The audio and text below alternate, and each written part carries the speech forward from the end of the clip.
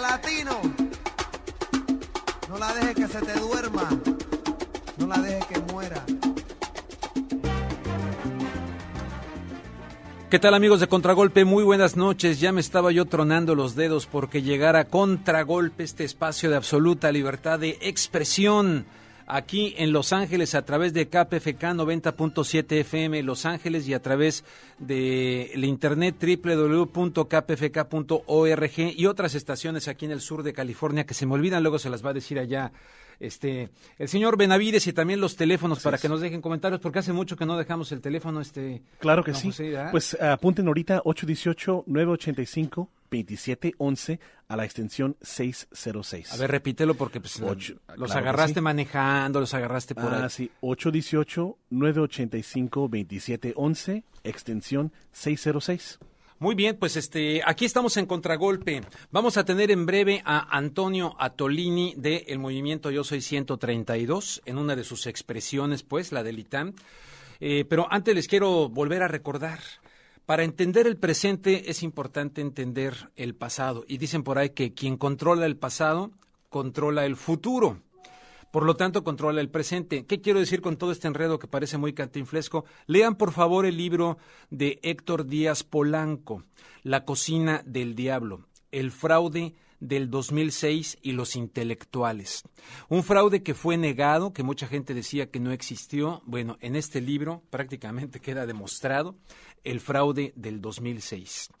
Y Héctor Díaz Polanco hace un trabajo sumamente interesante. Y la gente dirá, bueno, pues ya estamos en el 2012. Repito, para entender el presente es importante que nos movamos en el pasado, pero los que controlan muchas cosas en este planeta Tierra le apuestan a que no tengamos memoria. No sé si recuerdan en su más reciente viaje que tuvo por ahí en Sudamérica, el presidente Barack Obama decía, no, eso ya hay que olvidarlo, borrón y cuenta nueva. Híjole, pues ¿cómo se va a borrar? ¿Cómo borrón y cuenta nueva? ¿Cómo le decimos, por ejemplo, a los guatemaltecos que ahora acá en los Estados Unidos y que después de Guatemala, donde más guatemaltecos hay, es precisamente aquí en Los Ángeles? ¿Cómo les decimos que se olviden de 1954 y el golpe de Estado que dio la CIA en contubernio con la United Fruit Company en contra del presidente democráticamente electo Jacobo Arbenz en 1954? Y que después de eso se apoyó Estados Unidos durante 36 años dictaduras criminales. ¿Cómo les decimos hoy a esos guatemaltecos de acá que ahora que los quieren expulsar y quitarles la categoría de asilo político, cómo les decimos que no recuerden, que no tengan memoria de lo que pasó en 1954? Muchos no habíamos nacido todavía con lo de Jacobo Arbenz, y un año anterior en Irán con el golpe de Estado que le dieron al señor Mossadegh cuando nacionalizó el petróleo. ¿Cómo le decimos a la gente que no tenga memoria histórica para entender el presente? Es un crimen cultural, es un crimen justamente de la memoria. Bueno, para entender lo que está pasando hoy en México hay que entender el 2006, hay que entender el 88, hay que entender que en el 2000 no hubo tal cambio de régimen. El impostor, señor Fox, que ahora estaba celebrando su cumpleaños número 70 en uno de los restaurantes más caros de París con toda su familia, y que su hijita lo pone en Facebook, hablando hace poco del retorno de la pobreza, de los millones de pobres. Yo no digo que no lo festeje y que no pueda uno ir Yo estuve el año pasado con mi familia allá en París, claro, calculándole, ¿verdad?, de dónde comía uno y todo ese tipo de cosas. Bien ganado y bien festejado y bien a todo dar. Qué bueno que lo puedan hacer, pero cuando han hecho lo que han hecho en México, bueno, pero parece ser que está despertando la gente. Digo parece ser porque vamos a ver qué ocurre. Y precisamente en este despertar, pues nos tenemos que remitir a algo que hemos estado diciendo varios medios de comunicación, y de hecho aquí lo dijimos porque de hecho aquí se dio a conocer el movimiento 132, Yo Soy 132. La primera vez que se habló de ese movimiento fue en este espacio radiofónico que es Contragolpe. Pero antes de eso, lo que ocurrió en la Universidad Iberoamericana, pues que es la cuna de este movimiento de Yo Soy 132 o Yo Soy 131, porque ya no todos los 31 parece ser que están aceptando al 32. En fin, el caso está que tengo en la línea telefónica desde la Ciudad de México a Antonio Atolini. Si ustedes lo buscan en su página de Twitter, dice así: soy locutor, mariachi y mago, porque prefiero un mundo de redes sociales que muchos enredos en nudos. Antonio Atolini, ¿cómo estás? Muy buenas noches. Gracias por aceptar esta llamada de contragolpe acá en KPFK. ¿Qué tal? Muy buenas noches. Un saludo a toda la comunidad de por allá, desde aquí en la Ciudad de México. Ya te tuviste que chutar todo mi rollo introductorio. Aquí muy pendiente. Mira, te comento lo que leías ahí del Twitter, fíjate, para darle ahí más contexto. Difusión. El contexto, porque prefiero un mundo de redes sociales que mudos enredados en nudos. ¡Mudos! Es un poema. Sí. Sí, mira, sí. ahí está. Sí, Precisamente estoy frente a mi computadora. Sí. Ese de ahí, si la ponen en Google, se van a remitir a una página en mi blog, en donde van a ver un poema que nos dedicó Sandra Barba, una extraordinaria ensayista, politóloga de aquí de la Ciudad de México, compañera nuestra, un día después de nuestra manifestación. El poema se llama Posibilidades Mexicanas y habla de todo esto que ha estado sucediendo. Es un poema inspirador completamente y recomiendo ampliamente su lectura. Oye, pues qué bueno que me dices, ya lo estoy aquí anotando para buscarlo. Oye, Antonio, a ver, ¿dónde quedó la bolita? ¿Qué es hoy el movimiento Yo Soy 132? Porque tal vez no toda la gente lo ha seguido y parece ser que surgen grupos por aquí, grupos por allá, otros también impostores, otros, cuando aquí se dio a conocer lo de Yo Soy 132, entrevisté a este muchacho Arbizu, que parece ser que Arbizu pues ya no Arbiza, ya no da... Alvidres, ¿no? Alvidres, perdón, tiene razón, Saúl sí, Alvidres, sí, ¿no? Sí, él aquí dio a conocer ese movimiento, fue la primera vez que se habló de eso, pero pues luego salió una grabación rara por ahí hablando con no sé quién, en fin, pero hoy por hoy, ¿qué es el movimiento Yo Soy 132? ¿Y tú quién eres dentro de ese movimiento? Explícanos. Pues mira, yo soy Antonio Atolini, soy estudiante de Ciencia Política y de Relaciones Internacionales en el Instituto Tecnológico Autónomo de México y soy uno de los voceros de la Asamblea Local del ITAM, que al igual que la asamblea a la que yo doy voz, existen otras más de 150 asambleas que articuladas de manera en la que ellos han entendido que es mejor, tienen también vocerías y tienen también estructuras de trabajo y todos se encuentran en las asambleas interuniversitarias que realizamos casi más o menos una vez a la semana. Esa asamblea interuniversitaria es el máximo órgano de decisión del movimiento. Sí. No quiero seguir andando en eso y te platico un poco más de cómo No, perfecto. Es bueno aclararlo porque mira, incluso por acá, donde en Los Ángeles, no faltó quien me dijera, hey, atención con Antonio Atolini, porque él está más bien vinculado a Peña Nieto y al PRI. ¿Qué respondes a eso? Sí, así te lo digo abiertamente, que lo comentaron por acá. Me llegó en correos electrónicos. Esto es falso. Esto es muy falso. Mira, lo que sucede en México es que durante 70 años de gobierno priista de un partido hegemónico, la única manera de hacer política era o dentro del partido o en la clandestinidad. Entonces, o eras Fidel Velázquez o eras Lucio Cabañas y de ahí para abajo, y no había ninguna otra manera para tú poder hacer política o tener una actividad política. Lo que está sucediendo ahorita en el 132 es que estamos formando la primera sociedad civil operativa en red de estudiantes. Entonces, evidentemente, caen los prejuicios de quienes no están entrenados o no están preparados para ver este tipo de surgimientos sociales en un país que está muy poco acostumbrado y empiezan los embates. Tiene que estar financiado por un partido político, tienen que estar ahí radicales metidos. Sí. Es decir, siempre están tratando de llevarlo a los extremos porque no estamos nosotros en México acostumbrados a ver este tipo de matices de sociedad civil operativa trabajando, posicionando una agenda, proponiendo y que evidentemente sea y que sea naturalmente un movimiento limpio, un movimiento puro, un movimiento original. No, eso parece ser muy complicado para ciertas voces que se erigen como los críticos oficiales. Eso ya va en respuesta pues para la gente que mandó eso. Oye, el día de hoy han ocurrido cosas realmente importantes. El movimiento progresista de Andrés Manuel López Obrador presenta presuntas pruebas pues de algo nuevo dentro del análisis de la elección, de presunto lavado de dinero proveniente del crimen organizado en la campaña de Enrique Peña Nieto. Eso lo presentó hoy y dijeron que darían a conocer su postura como movimiento progresista de lo que van a hacer para la llamada defensa de la democracia el próximo viernes. ¿Cómo se sitúa dentro de este panorama el movimiento Yo Soy 132 hoy por hoy? Pues mira, el movimiento en general es un movimiento que está agrupado por diferentes asambleas y que tiene un máximo órgano de decisión que es la Asamblea Interuniversitaria. Nuestra siguiente asamblea es el 28 de julio en la ciudad de Morelia, Michoacán. En el sentido de lo que tú mencionas, yo no puedo establecerte una postura de cuál es lo que el movimiento Yo Soy 132 dice o hará, porque al final de cuentas yo simplemente soy parte de una asamblea local. Lo que yo te puedo decir como asamblea local es que en este país, y ahí sí yo te podría dar una respuesta, en este país existe un grave problema de lavado de dinero en donde las más altas esferas políticas están infiltradas. Eso no lo digo yo, lo dice investigaciones serias de Naciones Unidas, investigaciones académicas alternativas, sociedad civil operativa en la ciudad, en el país.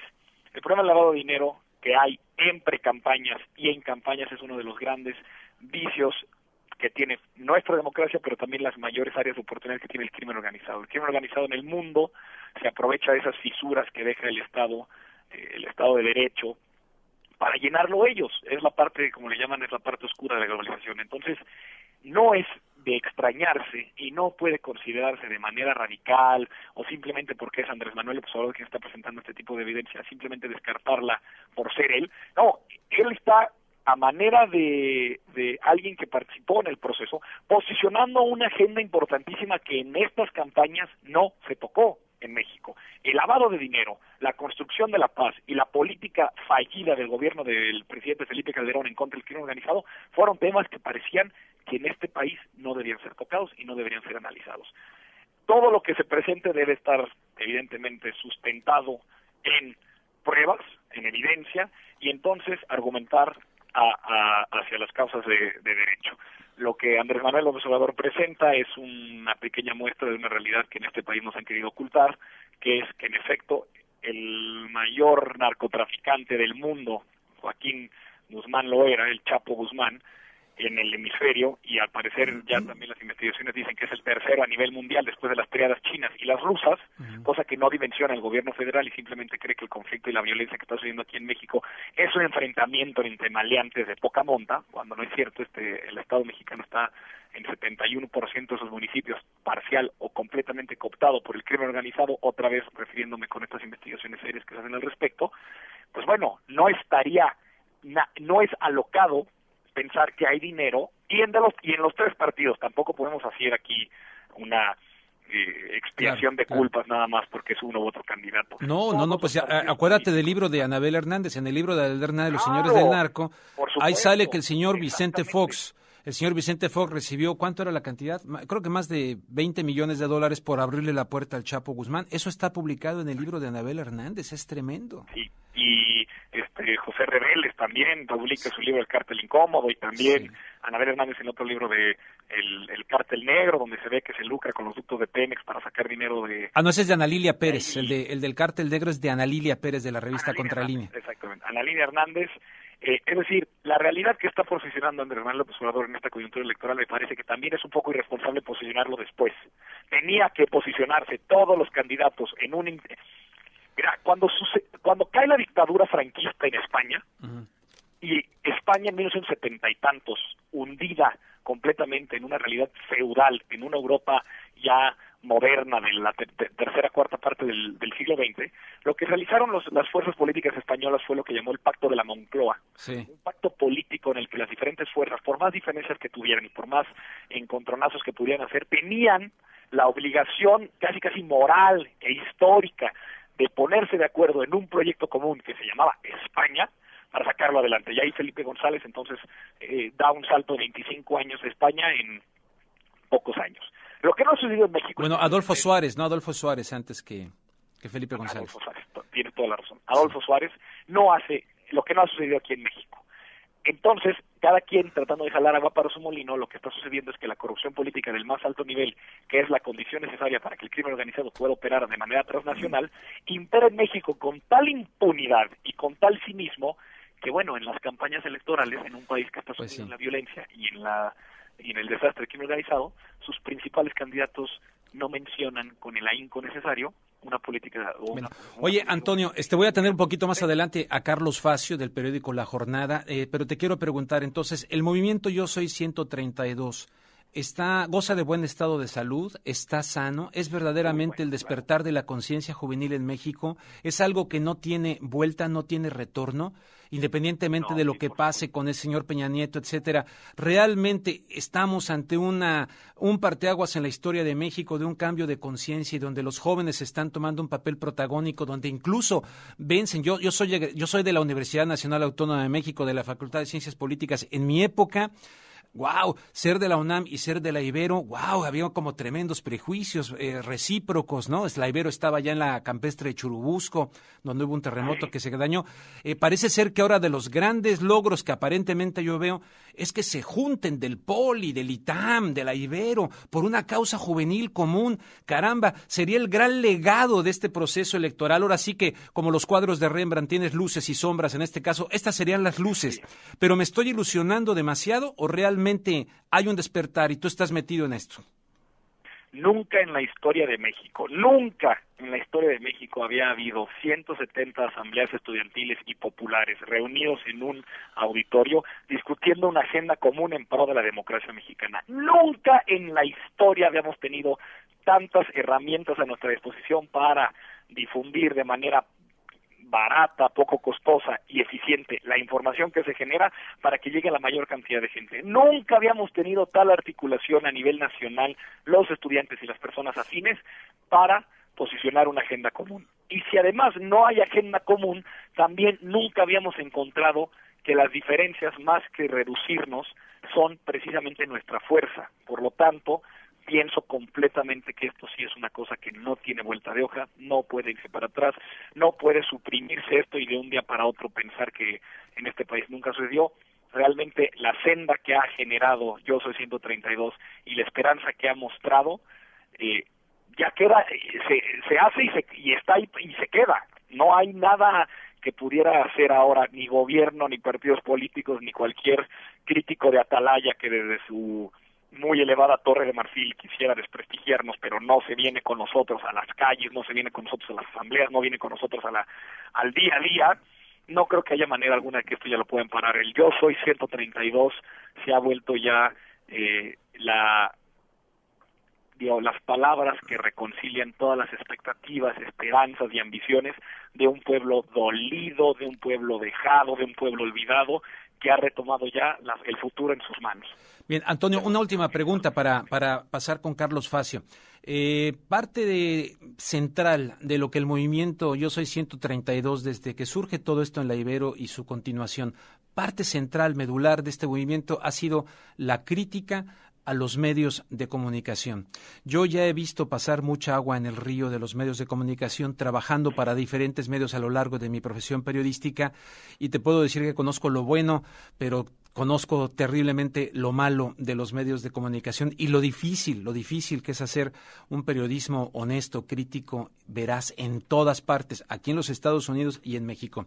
Te pregunto, ¿cuál es tu opinión, pues, como integrante del movimiento, sobre el papel de la televisión, de la radio, de los medios de comunicación en este proceso coyuntural que estamos viendo en México? Yo también soy politólogo, colega, y decía, o dice, porque todavía vive, uno de los más importantes teóricos de la democracia estadounidense, que es Robert Dahl, y decía, múltiples fuentes de información tienen que competir para informar al ciudadano en orden de poder concebir a una democracia absolutamente plena. Y en México no tenemos esas múltiples fuentes de información. Probablemente en la Ciudad de México, donde tengamos televisión abierta, local, radio, prensa escrita, internet y la deliberación pública que se da por un esquema de alta politización, puede ser, pero eso es lejos de poder ser replicable a nivel nacional.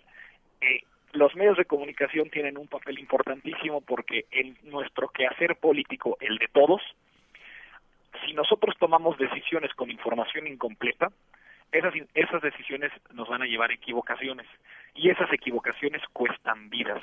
Y lo que nos damos cuenta es que en México las vidas que han costado esa desinformación se puede remitir a una agenda juvenil.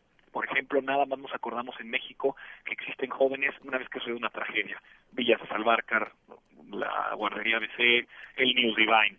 Podemos también acordarnos que esas decisiones con información incompleta cuestan vidas en la agenda migrante, parcelas de cielo como el albergue de Hermanos en el Camino del Padre Solalinde en Ixtepec, Oaxaca, que generan una red de protección a todos los migrantes centroamericanos.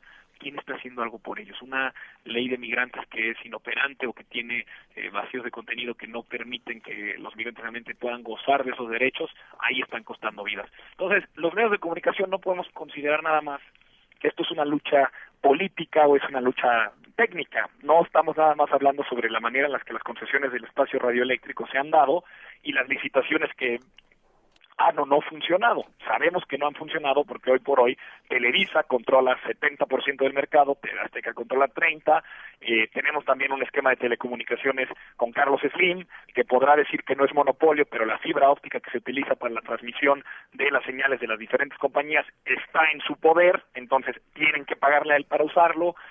Es decir, ese arreglo institucional sí está muy jodido, pero lo que pasa es que ese arreglo institucional está costando, en términos sociales, vidas humanas. Y por eso que el papel de los medios de comunicación no nada más se remite a hablar si Televisa o TV Azteca lo están haciendo bien. Se remite a decir, bueno, en un país de 112 millones de mexicanos es necesario tener medios masivos de comunicación que puedan revelar información sobre lo que está sucediendo en la más recóndita esquina de la Sierra de Oaxaca hasta la más politizada y enorme metrópoli como la Ciudad de México. Y por eso pienso que la lucha del 132 es tan importante, tan novedosa y puede ofrecer tantas esperanzas para la gente que está involucrada. Bueno, pues muy bien, Antonio Atolini. Yo nomás agregaría que muchas veces los medios de comunicación se convierten en armas de destrucción masiva, destrucción de la verdad, destrucción de la conciencia, de muchas cosas. Te agradezco muchísimo. Sé que pronto te vamos a tener tal vez por acá en Los Ángeles, California. O sea que te doy la bienvenida de antemano y luego ya se lo estaremos informando a la audiencia. Gracias, Antonio Atolini. No hay, de verdad, nada que agradecer. Un saludo a todos Los Ángeles. Muchísimas gracias, Antonio Atolini del movimiento Yo Soy 132. Repito, más adelante les daremos información porque estamos organizando algo por acá donde lo vamos a tener para que ustedes puedan conocerlos a muchachos del movimiento Yo Soy 132 acá en Los Ángeles. Vámonos tendidos como bandidos hasta, supongo que Carlos está en la Ciudad de México también. Carlos Facio, periodista, él escribe entre otros medios en el periódico La Jornada. Carlos, ¿cómo estás, Carlos? Me da mucho gusto saludarte. Buenas noches. Un saludo a la audiencia, estamos muy bien, esperando las novedades, pues. Bueno, pues mira, primero que nada, estaba yo platicando aquí con este muchacho, Antonio Atolini del movimiento Yo Soy 132.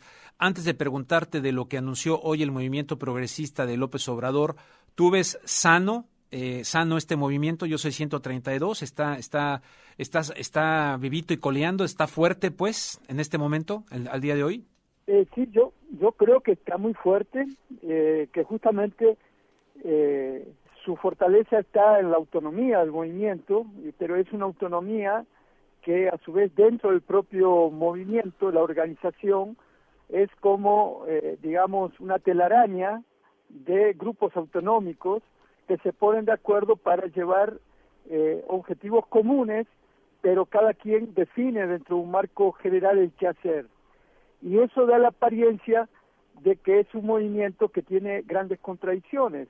No, las contradicciones quienes las generan son justamente los medios de difusión masiva que están tratando de sabotear, de golpear al movimiento para que no crezca.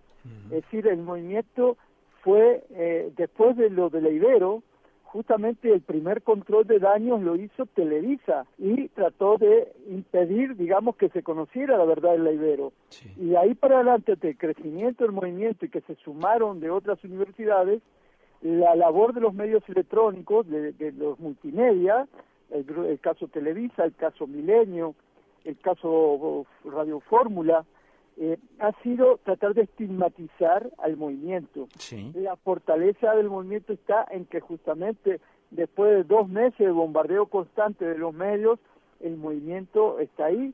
Ahora se lo trata de vincular, digamos, con grupos subversivos, porque en la visión de estos medios, el movimiento de Atenco, en defensa de la tierra de Atenco, para los bien portados, para la prensa que está al servicio del pensamiento dominante, son subversivos. Sí. No se los ve como luchadores sociales que lo que están defendiendo es su tierra, y entonces se los ve como criminales y se trata de asociar a el 132 con estos grupos violentos. Es decir, en Atenco los macheteros de Atenco nunca rompieron ni un solo vidrio. Han salido sí a ejercer la libre manifestación y se han manifestado en las calles. Entonces, creo que el movimiento está articulado y lo que está haciendo ahora el movimiento estudiantil es buscar alianzas con otros sectores sociales para poder definir un plan de acción conjunto que sume a fuerzas disímiles, pero que tienen un mismo objetivo. Entre uno de ellos fundamental es precisamente la democratización de los medios bajo control monopólico. Es una tarea titánica, pero bueno, ese es un planteo central del movimiento. Otro planteo es que no ven al nuevo PRI en la figura de Peña Nieto, sino que ven al viejo partido, el sistema del partido de Estado casi único, y protestan contra eso, protestan contra la imposición de un fraude bajo una nueva modalidad, y ellos se asoman ahora a la vía pública, a las manifestaciones,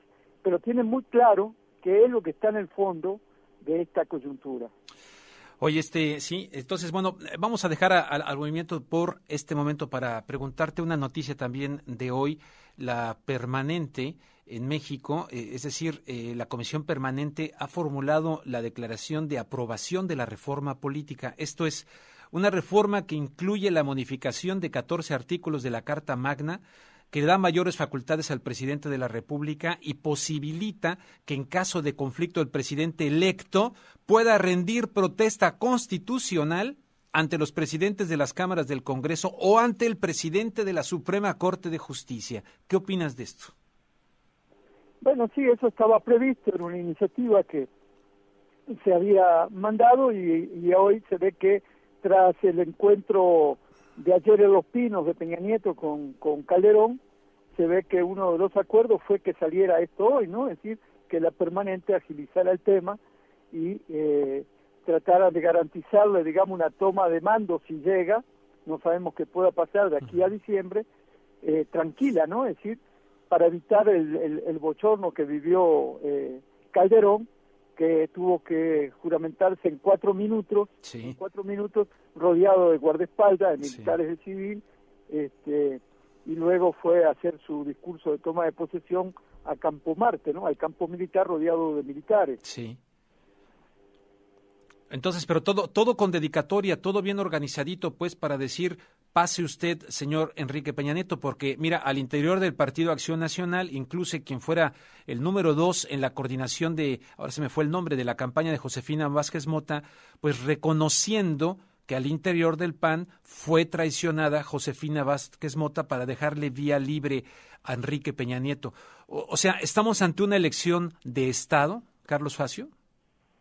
Sí, estamos ante una nueva elección de Estado, con matices, ¿no? Es decir, ahí la posición del presidente Calderón ha sido muy ambigua a lo largo de todo el proceso de estos 6 años en relación con el PRI.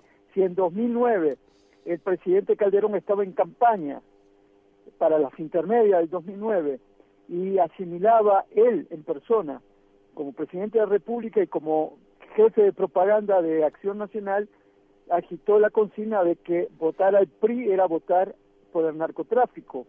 Él fue el que llevó a cabo personalmente esa campaña. ¿Por qué en el segundo trimestre, el triaño de su mandato, amenazó siempre con meter preso a algunos gobernadores del PRI vinculados al narcotráfico y nunca lo hizo? Porque en definitiva él estaba comprando impunidad también. Él está negociando con es decir, si ganaba Josefina, pero que no era su candidato, era Cordero, él se quedaba cubierto, pero también ha buscado quedar cubierto con el PRI. ¿Por qué? Porque Calderón tiene también sobre sus espaldas algunos dicen 60, otros 70, sí. El jefe del Pentágono, León Panetta, habló de 150.000 muertos de la guerra de Calderón. Entonces, Calderón está comprando impunidad por los crímenes de su falsa guerra a las drogas, ¿no? Sí. Oye, y la noticia de hoy, pues, esto que presentó el abogado Cárdenas y Andrés Manuel López Obrador como presuntas pruebas de lavado de dinero proveniente del crimen organizado en la campaña de Enrique Peña Nieto, y que incluso se las va a mandar a la Secretaría de Hacienda, se las va a mandar al presidente Felipe Calderón, etcétera. ¿Qué tan fuerte es esto? ¿Qué tan duro es este golpe para este proceso que busca, no le llaman anular, ¿cómo le llaman al proceso electoral? Porque creo que jurídicamente es distinto anular. La invalidación. La invalidación. De la elección, ¿no? Exacto, sí. Bueno, yo no sé de qué tamaño sean las pruebas, pero creo que acá hay una decisión tomada. Es decir, los poderes fácticos, Televisa entre ellos, pero no solo, el gran capital, fabricó a un muñeco telegénico, Peña Nieto, y tomaron la decisión hace años de que él tenía que ser el presidente y que por ningún caso debía llegar a Los Pinos López Obrador. Entonces, ese es el primer elemento. ¿Quién puede haber financiado la campaña de Peña Nieto, aparte del gran capital? Y bueno, sí, no solo la de Peña Nieto, la de otros candidatos, y cuando hablo de otros candidatos, digo candidatos a gobernadores, a diputados, a senadores, a presidentes municipales, pero esto no es nuevo en México. Claro. Es decir, una cosa es que se denuncie y otra cosa es que la justicia después proceda. Hablamos de Yarrington, debe haber elementos sobrados, la PGR debe tener elementos para enjuiciar al ex gobernador de Tamaulipas. ¿Por qué no lo hace? Porque estamos en un país donde no opera la ley, donde no hay un Estado de Derecho. Acaba de salir el escándalo de HSBC, sí, que lo promueve Estados Unidos, sí, y donde uno de los focos rojos es HSBC México. Sí. Bueno, ¿habrá lavado dinero HSBC del narcotráfico y parte de ese dinero fue a la campaña de Peña Nieto y de otros candidatos? Es muy probable. Mira, por lo pronto te puedo decir que te voy a leer aquí, el empresario chino nacionalizado mexicano, el exgobernador de Hidalgo e integrante del equipo de Peña Nieto y el exgobernador de Tamaulipas tienen un elemento en común. Los tres o manejan cuentas en HSBC o han estado ligados al banco por presuntas operaciones ilícitas. Lo estoy leyendo de Aristegui Noticias en este momento. Claro. Sí, pero es esto, en el fondo, es todo una gran farsa, incluido Estados Unidos y las denuncias del Senado de Estados Unidos y del sistema. Yo acá en mis manos tengo un par de libros, uno de 1997 y otro de 1998. Uno se llama Crimen uniformado entre la corrupción y la impunidad y el otro se llama Democracias bajo fuego. Los dos son del National Institute de Holanda. Uh-huh. Y ahí ya hablábamos del caso del narco general, hablábamos de México, una narcodemocracia, todavía estaba el gobierno del PRI a nivel federal. Y ya entonces hablábamos de que el narcotráfico estaba, en la época de Carlos Salinas de Gortari, estaba vinculado directamente a Los Pinos. Es decir, hay desde entonces vínculos orgánicos. Ahora, ¿qué hace Estados Unidos? Impone leyes a nivel internacional, impulsa contra el lavado de dinero, y aquí quien tiene que instrumentar esas políticas es la Secretaría de Hacienda a través de la Comisión Nacional de Bancaria y Valores. Las leyes están, pero lo que hace la Secretaría de Hacienda es utilizar la ley para fiscalizar, por ejemplo, a pequeñas empresas de microcrédito, cuando todo el mundo sabe en México que donde se lava el dinero es en los bancos. Claro. Es decir, el Senado de Estados Unidos saca ahora el tema del HSBC, porque el Senado de Estados Unidos no toma, junto con el caso HSBC, el del Citibank Banamex, no solo en México, en Estados Unidos. Uh-huh. Ahí es donde se lava la mayor parte del dinero de los negocios de la economía criminal. Y Jacobia también ha sido mencionado, Jacobia. Claro, entonces, Acá dice hoy el Universal, el caso HSBC desnuda el sistema bancario. Bueno, lo desnuda, pero todos sabemos que el sistema bancario está desnudo hace 15, 20 años, Sí. ¿no? Es decir, ¿cuál noticia, cuál novedad es esto? Sí. Entonces estamos hablando de un sistema basado en la corrupción, la impunidad y la simulación. Claro, yo por eso he dicho Es varias decir, veces por aquí corrupción que... se da, ¿Eh? ¿eh? No, dime, continúa. No, digo, la corrupción se da a todos los niveles, A todos los niveles. pero en los niveles más altos hay mayor corrupción. Y justamente a mayor corrupción están los mayores niveles de impunidad. No hay, es decir, en el caso de México hay un magnate o un funcionario de alto nivel por año, por sexenio preso. Es decir, pero las cárceles están llenas de muertos de hambre, de pobres, por robar un pan, por robar un teléfono celular, ¿no? Sí, Ese sí. es el sistema. Y después todos simulan que vivimos en el Estado de Derecho, ¿no? Sí, ¿Cuál Estado de Derecho en México? fíjate que... Estas elecciones están plagadas de delitos, de crímenes electorales y crímenes que debe ser juzgados por la justicia penal. Claro. ¿Cómo ves en este panorama, Carlos? Bueno, antes déjame leerte y leerle a nuestra audiencia de esta página sinembargo.mx. Dice Vicente Fox S.A., cómo el expresidente panista hizo del Partido Acción Nacional y del PRI un negocio lucrativo. Tremenda información. Ahora que el señor anda festejando sus 70 años allá en París con su familia, ¿cómo has visto en todo este proceso desde el 2000 para acá el papel de Fox, incluido su apoyo a Peña Nieto, su traición, en fin, todo esto? Bueno, habría que verlo de antes, de las alianzas entre el PRI y el PAN, entre grupos, entre mafias de los dos partidos, y en la que el foxismo y el calderonismo forman parte. Ahí hay un dato que se olvida y que puede ser el abogado de esta trama criminal a nivel político criminal, que es Diego Fernández de Ceballos. Ya nadie se acuerda de quiénes son los misteriosos desaparecedores. ¿Por qué lo desaparecieron? ¿Qué se pretendió con esa desaparición? ¿Qué se negoció hace 3 años cuando desaparecieron a quien había sido candidato a la presidencia de la República? Sí. Ahí estaban los nexos probados de Salinas de Gortari con Diego Fernández de Ceballos, y ahí en esa trama se involucra también Fox, pero ¿será Calderón ajeno a toda esta tramoya? Es decir, sí, el panismo de estos dos gobiernos tienen una imbricación, digamos, con lo que nosotros llamamos un estado de tipo delincuencial y mafioso desde el año 1998, y lo venimos definiendo así. Sí. Y lejos de decrecer la criminalidad, aumentó, las ganancias son mayores.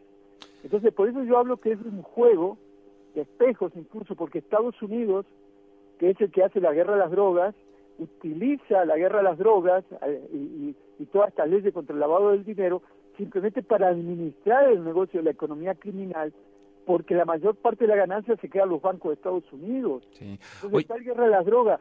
Colombia no produce menos droga, ¿no? Plantíos hoy, no fabrica menos cocaína hoy, sí, no. Ni exporta menos que hace 10 años cuando empezó el Plan Colombia. Exacto, totalmente cierto. Entonces, simplemente se usa eso para penetrar a los organismos de seguridad del Estado, para conseguir bases militares, para poner radares, para vender asesoría militar y policial.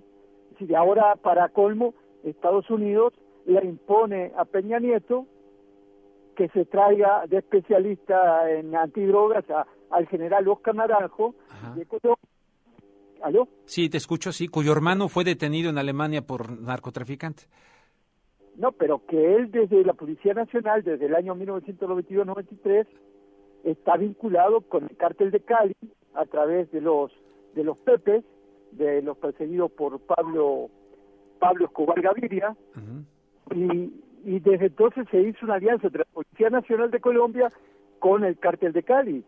Entonces, este es el que va a traer ahora de experto Peña Nieto, pero es una imposición de Estados Unidos porque es el hombre de la DEA, el hombre de la CIA, el hombre de las chuzadas, es decir, de las intervenciones telefónicas, de las computadoras, es el hombre que pusieron por delante para los sucumbidos, para agarrar al número 3 de la FARC.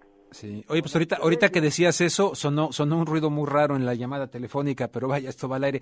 Oye, fíjate que no sé si quieras saludar a San Juana Martínez, porque también voy a platicar con ella, y darnos una breve conclusión de lo más importante que le quieras comunicar a la gente en este momento que escuche Contragolpe y San Juana Martínez desde Monterrey, Nuevo León, que sí sabes lo que le ocurrió, ¿no? Sí, Carlos. claro, ¿no? Un saludo afectuoso a ella, mi solidaridad.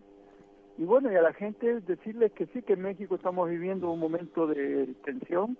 Hay una sociedad polarizada nuevamente, pero es una polarización que nace justamente a partir de la imposición, no solo a partir de estas elecciones, de un candidato que no es el de Televisa solo, sino de los poderes fácticos, sino que es una polaridad que tiene que ver con la militarización del país, por la paramilitarización, la mercenarización, en el marco de una guerra impuesta por Estados Unidos a Calderón, ¿no? Entonces, y lo nuevo en este momento es que se ha vuelto a conformar un movimiento de resistencia civil pacífica que, creo yo, irá creciendo a lo largo de estos meses, y eso abre dos escenarios: la posibilidad de echar abajo esta imposición, o dos, que justamente ya sea bajo el régimen de Calderón, en lo que le queda de mandato, o iniciando el régimen de el asesino confeso de Atenco, Peña Nieto, lleve a cabo una acción represiva en escala. Y cuando digo el asesino confeso es porque en Atenco murieron 2 jóvenes, sí, productos de disparos policiales, fueron violadas de manera tumultuaria 23 mujeres, hubo más de 150 presos, sí, la mayoría de ellos fueron torturados física y psíquicamente. Entonces, bueno, él admitió el Estados Unidos, admitió justamente se hizo responsable de haber ordenado, sí, esa acción represiva. Que recordó a Díaz Ordaz, por cierto. Bueno, te agradezco muchísimo, Carlos. Al contrario, un abrazo y saludo a la audiencia. Claro que sí, muchísimas gracias. El periodista Carlos Facio hablando pues como él acostumbra, ¿no? Con convicción acerca de la realidad de lo que está pasando. Vámonos a Monterrey. San Juana Martínez, ¿qué? No te podemos dejar sola. Pues, ¿cómo está eso de que te fueron a arrestar allá? Muy feo. ¿Cómo estás? ¿Cómo estás? Me da mucho gusto saludarte, gracias por tenerme en tu programa. No, al contrario, oye, pues tratando de ponerle ahí un poquito de humor a lo que viviste, ¿no? No humor, pero vaya, tratando ahí de suavizar un poco la entrada. ¿Cómo fue? ¿Qué te pasó? ¿Cuál es la versión que tiene San Juana de lo que te ocurrió allá? De un asunto aparentemente privado, que se deriva de un divorcio tuyo. ¿Cuál es la realidad? ¿De qué hubo detrás de tu arresto? Pues mira, parece ser que en esta nueva etapa, en esta nueva era política que estamos viviendo en México, yo inauguro lo que nos espera en caso de que persista la imposición de Enrique Peña Nieto como presidente. Esto tiene que ver particularmente con lo que tú dijiste, un asunto personal. Hay 2 procesos, uno de alimentos y otro de convivencia, que casualmente, en mi proceso de divorcio, que casualmente caen en el juzgado de una jueza a la que yo denuncié en el 2008, sí, por violación de la secrecía de un albergue para mujeres maltratadas y el secuestro de su directora y de 2 menores a punta de pistola. Sí. Esta jueza, yo le seguía la pista desde entonces, y casualmente mis asuntos van y caen en su juzgado, habiendo tantos juzgados aquí en Nuevo León. Y a partir de entonces yo solicito que se inhiba, que se excuse en mis asuntos, porque hay un odio manifiesto por mi trabajo periodístico, sí, cosa que no sucede. Yo aguanto unos meses, 8 o 10 meses, y lo que hago es denunciarla ante el Consejo de la Judicatura un día antes del arresto. Uh-huh. La denuncio por cuestiones de corrupción y por otra serie de anomalías en los 2 procesos. Y claro, al día siguiente viene un arresto derivado de una falta administrativa. Ese era mi delito, una falta administrativa, pero bueno, aquí lo que hay que ver es cómo se hizo, con un lujo de violencia. Llegaron 8 vehículos con hombres fuertemente armados, con armas largas, chaleco antibalas, cascos, Wow. entraron por el jardín, rompieron la cerradura. Como si fueran a apresar al Chapo Guzmán, ¿no?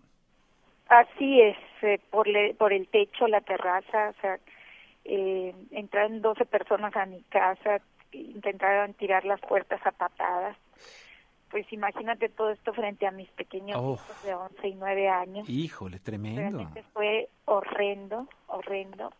Y bueno, yo pienso que, claro, los periodistas pues también tenemos asuntos personales y hay que solicitar ayuda divina cuando los tenemos, porque el Estado utilizará cualquier excusa para aplicar toda la represión posible, sí, ¿no? En términos de libertad de expresión.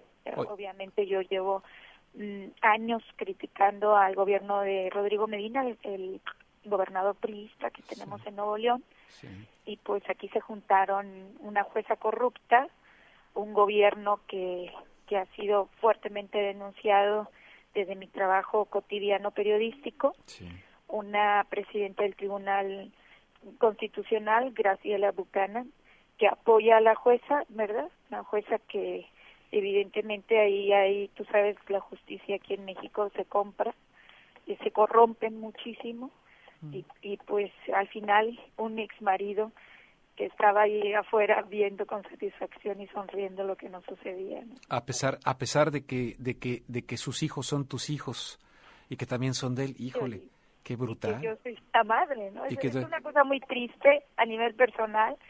Realmente salgo yo muy lastimada porque me pasean después de que me sacan 5 hombres con armas largas, me suben a una patrulla, me incomunican, me pasean durante horas, a mí me toca la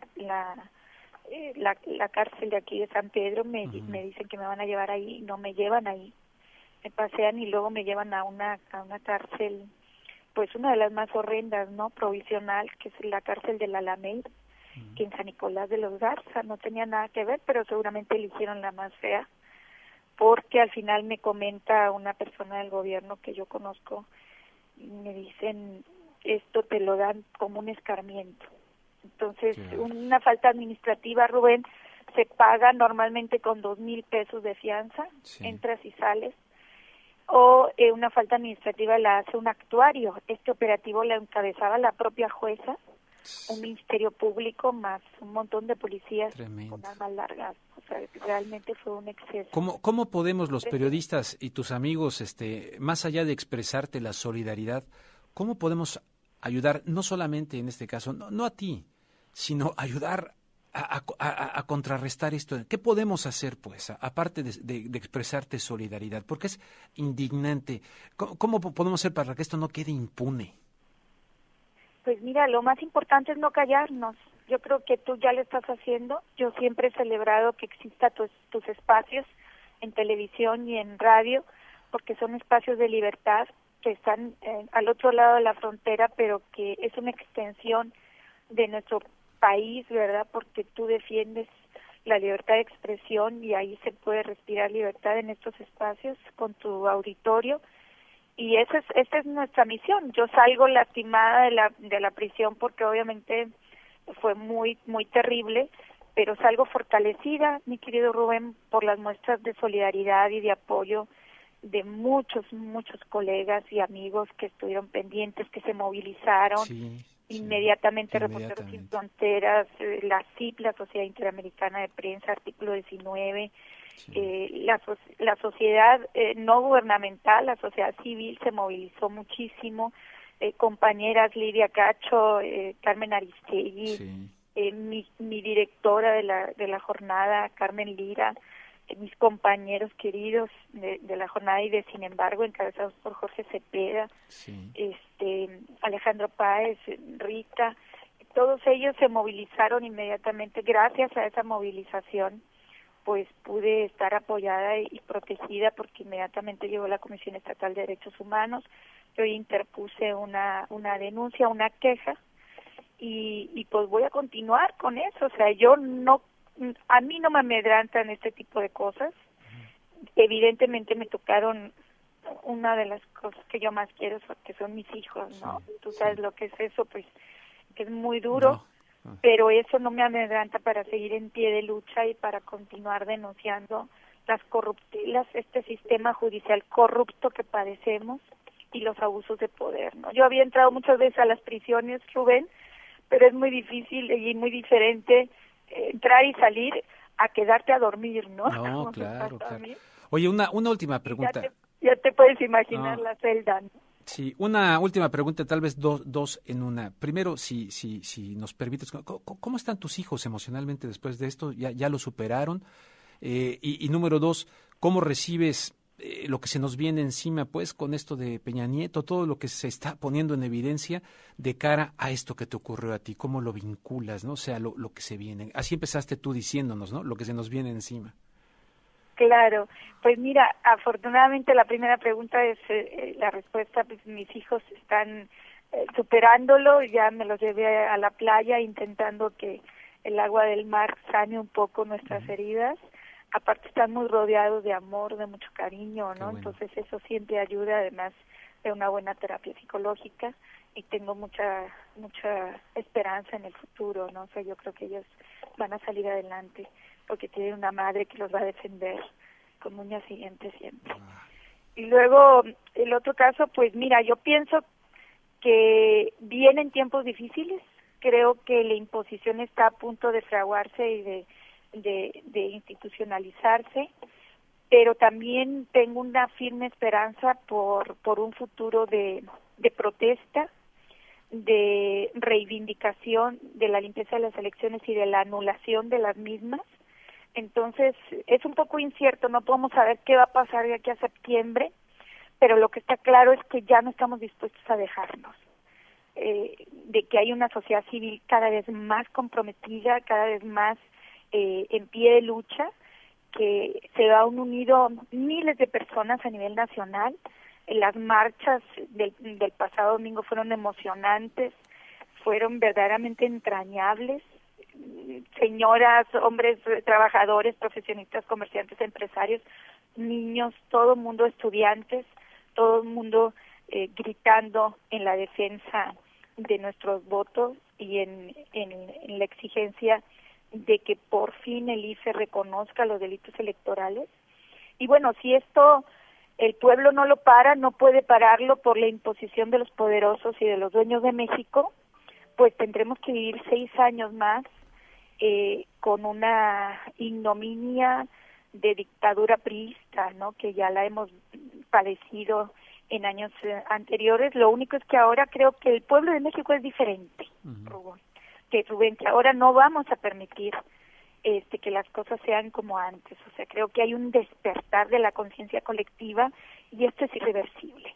No hay punto de retorno, solamente hacia adelante. Podremos entonces cambiar nuestro México. Ese es el deseo. San Juana Martínez, pues aquí desde Los Ángeles, California, recibe un abrazo fraterno desde el corazón. Para ti y para tus hijos también de manera muy particular. Yo también tengo 2 chavos, o sea que un fuerte abrazo para ellos y para ti, y gracias por tu trabajo periodístico que tanto requiere México.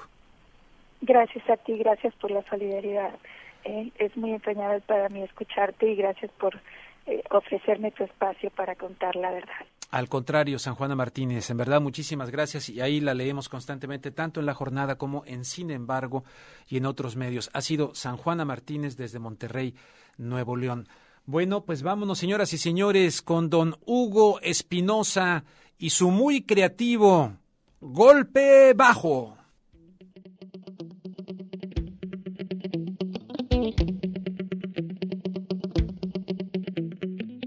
Saludos, amigas y amigas de Pacífica. Les habla Hugo Espinosa Caut en este nuevo Golpe Bajo, el único segmento en donde nos mofamos de los bufones. Y hablando de payasos profesionales, escucharemos el último dogma revelado por el expresidente George W. Bush, quien fue consultado por sus planes de mantenerse alejado de la política. Ya no quiero estar en el ojo del público y siento una especie de liberación de ya no estar ahí. Así lo prefiere. Claro que sí, los 8 años fueron geniales. Yo era famoso y era poderoso. Alguien debe contratarle un relacionador público a Mr. Bush, porque podría haber dicho de forma locuaz que su mandato fue una grata experiencia porque le permitió servir a su país, pero en vez de eso fue sincero y directo, dos cualidades que no se recomiendan si desea ser un buen político. George W. dijo que le encantaba ser poderoso y famoso, algo así como un artista musical, un rockero, claro que sin mujeres después de cada concierto, o sin internas de la Casa Blanca como su antecesor. Mr. Bush fue un artista, pero uno decadente, que nos llevó a 2 guerras consecutivas, que le bajó los impuestos a los millonarios, que dobló el déficit fiscal y que hizo el ridículo en nombre de nuestro país. Por eso aplaudimos su decisión de mantenerse alejado, de retirarse con la vergüenza, con el rabo entre las piernas, de haber abandonado el poder con una tasa de desaprobación histórica. Claro que no lo hace tanto por convencimiento propio como por la sugerencia de su partido, el republicano, que no lo quiere ver ni cerca del abanderado presidencial Mitt Romney. También el muchachito del papá millonario y político, que sería la versión con esteroides de George W. Mejor que ni se acerquen, que ni los comparen. Mejor que la gente se olvide de todas las calamidades que tuvimos que soportar mientras Mr. Bush gozaba de su fama y de su mal merecido poder. Segundo round de Golpe Bajo. Y ahora vamos a hablar de otros bufones del último tiempo, de los ejecutivos bancarios. Porque el banco británico HSBC fue encontrado culpable por una comisión investigadora del Senado estadounidense de permitir el lavado de dinero de numerosas organizaciones criminales, entre las que se cuentan terroristas del Oriente Medio y carteles de narcotráfico mexicano. Uno de los máximos ejecutivos del banco, David Bagley, se disculpó diciendo que se reconoce que han habido significativas fallas, añadiendo que no se han podido cumplir con sus propias expectativas y las de los reguladores. Por eso el senador demócrata Carl Levin pide algo más. No es que no quiera aceptar una disculpa, pero simplemente no es suficiente. Nos quedamos cortos en lo que se necesita para cambiar el comportamiento y la cultura.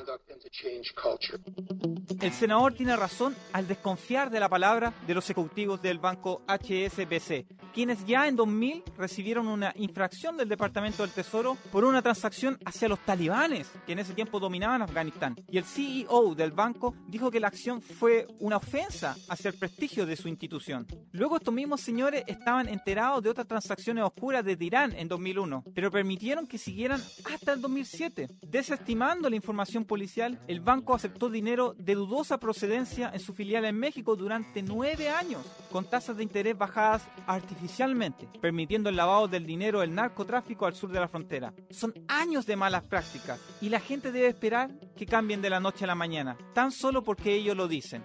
Pero ¿qué forma podrá haber para que estos señores no se pasen de listos de nuevo? Ante la avalancha de malas prácticas de ejecutivos bancarios que otorgan malos préstamos, que pierden billones en apuestas bursátiles, que lavan dinero de criminales, la respuesta es más que evidente.